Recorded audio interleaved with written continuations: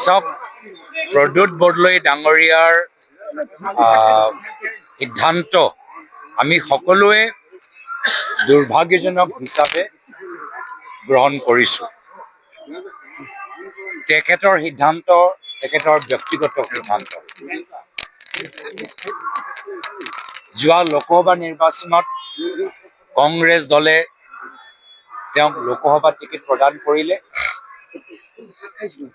আৰু বৰ্তমান বিধানসভা নিৰ্বাচনত কংগ্ৰেছ দলে তেখেতৰ পৰিয়ালৰ এজন সদস্যক টিকেট প্ৰদান কৰিলে।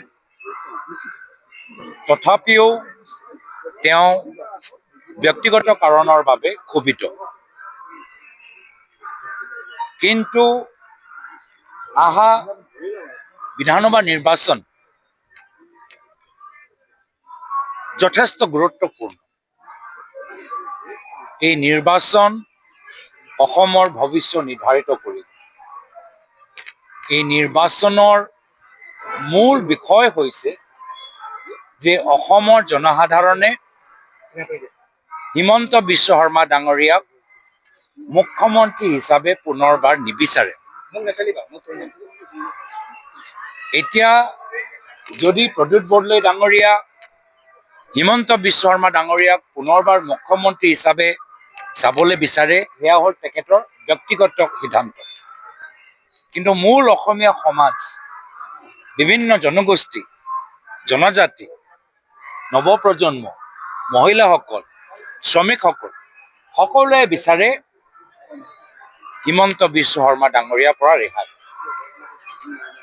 আৰু আমি বৃহত্তৰ অসমীয়া জাতিৰ স্বাৰ্থত অসমৰ জনসাধাৰণ মূল যে তেওঁলোকৰ দাবী, সেই দাবীৰ লগত সমৰ্থন জনাই আমি নিজৰ দলৰ কামখিনি আগুৱাই লৈ যামগৈ। আজি আমাৰ কেন্দ্ৰীয় নিৰ্বাচনী সমিতিৰ বৈঠক হ'ব। যোৱাকালি মই আমাৰ ফালৰ পৰা যিখিনি পৰামৰ্শ দিব লাগিছিল দি আহিলোঁ। হ'ব পাৰে আজি ৰাতি ভাগত আপোনালোকে আমাৰ কংগ্ৰেছ দলৰ তৃতীয় প্ৰাৰ্থী তালিকা দেখা পাব।